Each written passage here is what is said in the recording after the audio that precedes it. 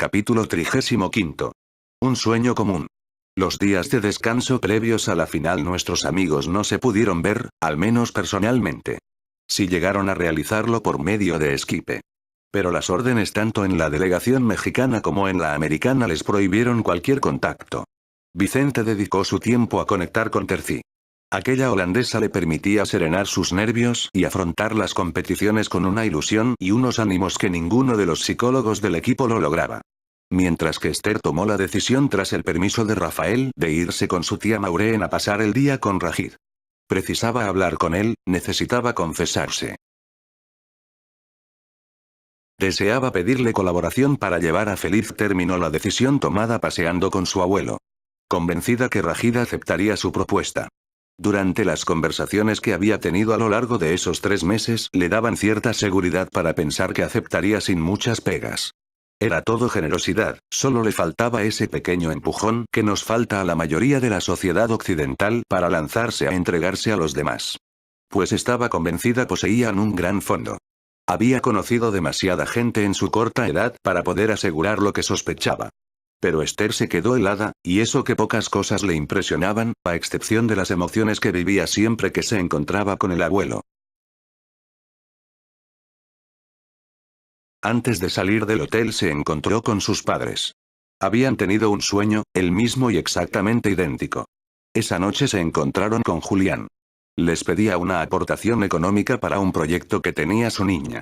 Deseaban saber si realmente tenía algún otro proyecto, aparte del iniciado con Vicente.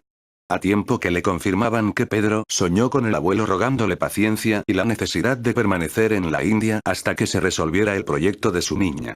Esther palideció, sus padres se preocuparon, no podía caer enferma a 2 jornadas para la final. Pero de inmediato comprendieron que el cambio de expresividad había sido consecuencia de esos sueños. No quiso comentar nada sobre su encuentro con su yayo. Afirmando que sus sospechas eran ciertas. Trataba hacer algo más que comer, estudiar o regatear.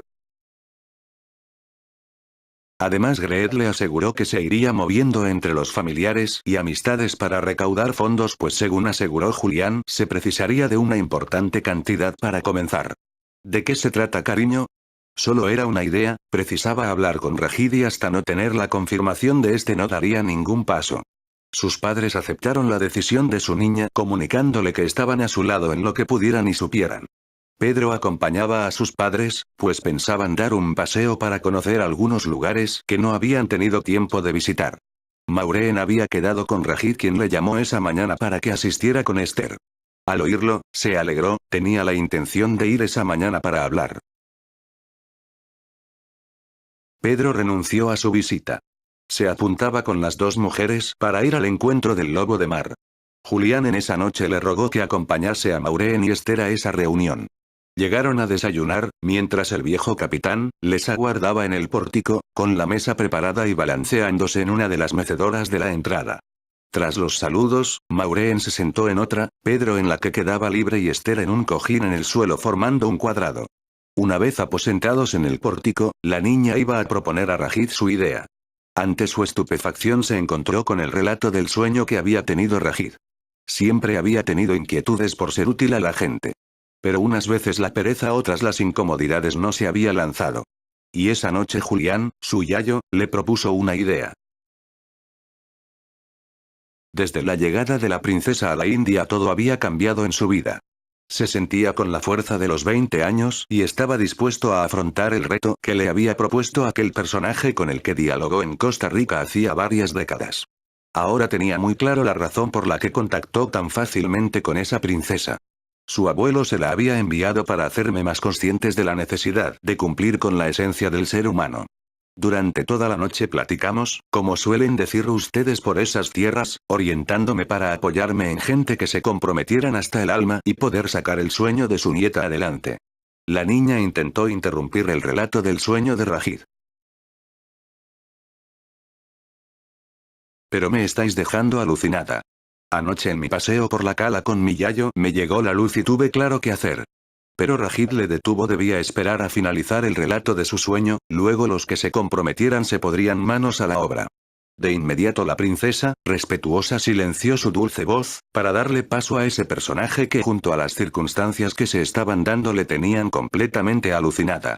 Aquel viejo del mar dejó una pausa, esa pausa tan necesaria para despertar expectativas, pero con su tiempo justo para no disipar. Transcurrido el mismo volvió a su relato. Julián le propuso crear unas empresas similares a las que funcionaban desde hace años en el este de Costa Rica y en el norte de España. Serían las empresas base para sustentar el deseo de aplicar la esencia del ser humano. Si eso que decía Einstein la entrega a los demás. La idea partiría de construir una escuela de oficios o profesiones relacionadas con la mar. El corazón se le salía de los cánones establecidos por la anatomía humana. Sus ojitos comenzaron a enturbiarse, su abuelo había conectado con ese viejo lobo de mar y le propuso lo mismo que pensó. De nuevo el capitán, tras una leve pausa para recuperar el aliento, prosiguió. En un principio he pensado en mis amigos, para iniciar la empresa. Algunos de ellos en conversaciones tenían las mismas inquietudes. Estaba convencido que de pedírselo le apoyarían, y no solo los que le mostraron sus inquietudes. Seguro que se apuntarían muchos más. En el hogar de la mar había gente con ganas de seguir siendo útiles a la sociedad. La idea en resumen consistía en una escuela, en principio enseñándoles a leer y escribir, pero con una intención final: preparar a esos chicos y chicas para trabajar en cosas relacionadas con la mar. Pescadores, patrones de barco, manipuladores de alimentos, gestión, exportación. En fin, todo lo relacionado con las empresas que se iban a crear similares a las gestionadas en Costa Rica y en España.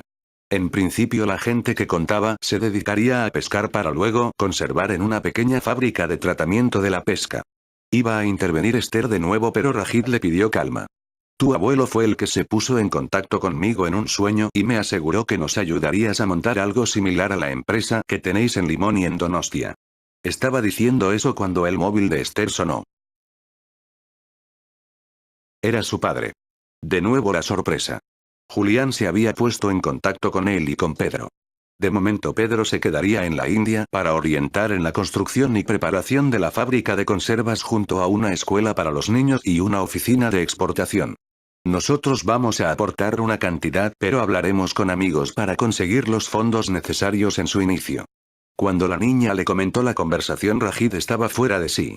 Don Julián no se había dormido en los laureles, entre todos lograrían los fondos necesarios para gestionar los comienzos sin necesidad de solicitar préstamo alguno. De inmediato Esther apuntilló. El dinero que salga si logro alguna medalla será para esa fundación e incluso cualquier campaña publicitaria que firme. Mi yayo captó las ondas cuando descubrí lo que haría con mi vida y os la ha transmitido a todos los que podéis aportar algo. Rajid lloraba de emoción, siempre había pensado hacer algo parecido, pero no había tenido las suficientes agallas para lanzarse. Con esa criatura eran capaces de lo imposible. Se fundió con ella, para unírseles Maureen y Pedro. Contactar con su amada era tocar el cielo. Lloraban a lágrima viva. Julián se había apuntado a ese cuarteto emocionado, ilusionado. Hasta se olvidaron de desayunar. De inmediato se pusieron manos a la obra como si el tiempo les faltase. Rajid invitó a comer a su camarilla y mientras iban llegando, Pedro fue orientando a Rajid cómo montar la empresa de conservas. Él antes de jubilarse había trabajado en la empresa de Costa Rica. A pesar de su corta edad había visitado en reiteradas ocasiones las fábricas de su abuelo tanto en Donostia como en Costa Rica. Las ideas fueron saliendo. Por supuesto, el primer problema a resolver eran los terrenos. Rajid tenía una pequeña parcela próxima a su casa y varios de sus colegas tenían las colindantes a sus casas. Era un terreno rodeado por las pequeñas casas de los marinos. Si todos se apuntaban a cederlas o a venderlas a bajo coste sería lo ideal. Pues estaba relativamente cercano al barrio marginal y muy próximos al puerto pesquero. Lo que abarataría costes. La escuela procurarían instalarla cerca pero fuera de ese perímetro. Había un terreno idóneo para ello, pues no estaba a más de 500 metros del barrio donde se nutrirían del alumnado necesario para iniciar su labor. La idea de Esther era crear un hogar escuela. Pero eso de momento tendría que esperar. El mantenimiento de un tipo de institución así requería muchos medios económicos y si las empresas comenzaban a funcionar se podría pensar en ello. Pero inicialmente sería una pequeña fábrica de tratamiento de alimentos del mar. Luego, según los medios que se lograran, pero especialmente el rendimiento de esas fábricas, se plantearían planes más ambiciosos. Estaba claro que las ilusiones eran infinitas, pero tenían los pies en el suelo. Los primeros en llegar se ilusionaron con la idea y desde luego donaban esos terrenos a la fundación. Todos se comprometieron a colaborar. Andaban demasiado perdidos, cada uno en su guarida, y ahora tendrían algo con lo que ilusionarse, algunos con sus compañeras, otros en solitario. Formarían un gran equipo con un funcionamiento familiar y algunos de ellos precisaba eso más que cualquier otra cosa. Los más jóvenes, todos pasaban de los 60, se harían a la mar para pescar. Buscarían gente voluntaria entre los estudiantes de la universidad y en fines de semana o vacaciones, les tendieran una mano. Las 3 viejas barcas que conservaban las pondrían a disposición de la fundación. Buscarían patrocinadores en el mundo de la energía para que subvencionaran o pagaran el combustible de las embarcaciones. El caso es que esa noche tenían resuelto el primer problema, los terrenos. Ese lunes se encargaron de resolver el papeleo y prepararlo todo para que los propietarios solo tuvieran que ir a los registros a firmar transfiriendo sus propiedades a la sociedad que se constituía. El domingo la niña se quedó en la Villa Olímpica. Ganar una medalla de oro podría suponer cantidades inimaginables para incluso montar esa casa escuela con la que soñaba para atraer jóvenes abandonados. Era consciente que si iba con una medalla a Repsol y le exponía la propuesta de un anuncio por una importante cantidad, se la concederían con seguridad. Una medalla olímpica, y siendo la joven de menos edad en conseguirla, movería los intereses de la empresa.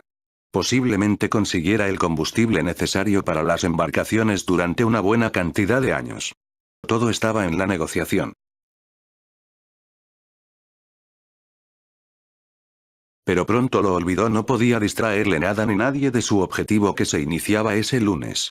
Realizó ejercicios de concentración para meterse. Estuvo observando el cielo durante todo el día y se dio cuenta que traía bastante información.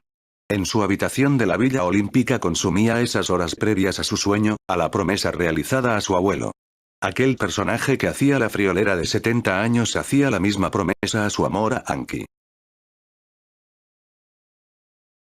Podría ganar o no, pero desde luego por falta de concentración o por un fallo suyo estaba seguro que no sucedería. Lo tenía estudiado hasta el mínimo detalle. Ni siquiera llegó a pensar en Roberts. La jornada que se avecinaba era demasiado importante. No por ella. Siempre sería la misma con medalla o sin ella. Pero se jugaba, parte de sus inquietudes, parte de sus sueños. Tenía a todos esos niños y niñas a los que podría ayudar en aquel lugar alejado de su hogar. No iba a defraudar a tanta gente, aunque no lo supieran.